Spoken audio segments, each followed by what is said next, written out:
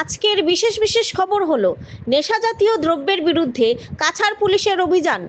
5 কোটি টাকার চোরা সামগ্রী সহ 3 পাচারকারী আটক। নেশাজাতীয় দ্রব্যের বিরুদ্ধে অভিযান চালিয়ে কাছাড় পুলিশ ফের একবার বড় সাফল্য অর্জন করল। গোপন সূত্রের ভিত্তিতে অভিযান চালিয়ে শিলচর রামনগর বাইপাস থেকে 5 কোটি টাকার অধিক মূল্যের বার্মিজ সিগারেট, ড্রাগস, মশার কয়েল সহ বিভিন্ন চোরা সামগ্রী জব্দ করেছে পুলিশ। একই সঙ্গে 3 পাচারকারীকে আটক করা হয়েছে। কাছাড় জেলার পুলিশ সুপার নুমাল মাহাত্তা জানান, শুক্রবার মণিপুর থেকে আইজল হয়ে শিলচর আসা MN01A0484 নাম্বারের একটি নাইট সুপার বাসে অভিযান চালানো হয়। শিলচরের রামনগর বাইপাস এলাকায় বাসটিতে তল্লাশি চালিয়ে পুলিশ বিপুল পরিমাণ বার্মিজ সিগারেট, নিষিদ্ধ নেশাজাতীয় দ্রব্য এবং অন্যান্য চোরা পণ্য উদ্ধার করে। পুলিশ সুপারের মতে, জব্দ সামগ্রীর আনুমানিক কালোবাজারি মূল্য 5 কোটি টাকারও বেশি।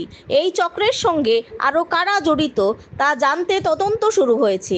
ইতিমধ্যে NDPS narcotic drugs and psychotropic substances আইনের অধীনে একটি মামলা দায়ের করা হয়েছে এবং ধৃত 3 পাচারকারীকে জিজ্ঞাসাবাদের জন্য শিলচর সদর থানায় নিয়ে যাওয়া হয়েছে।